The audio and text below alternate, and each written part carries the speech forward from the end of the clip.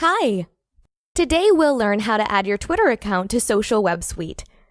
The first thing you have to do is log into your Social Web Suite account. Once logged in, click on the social media accounts.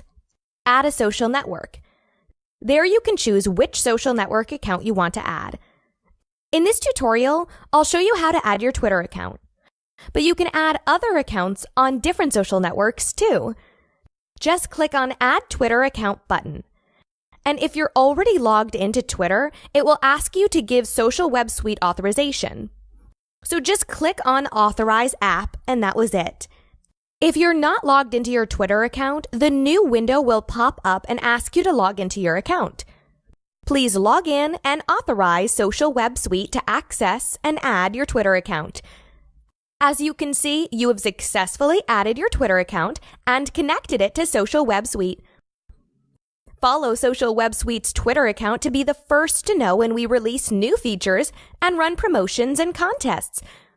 I hope you've liked my video and that it was helpful.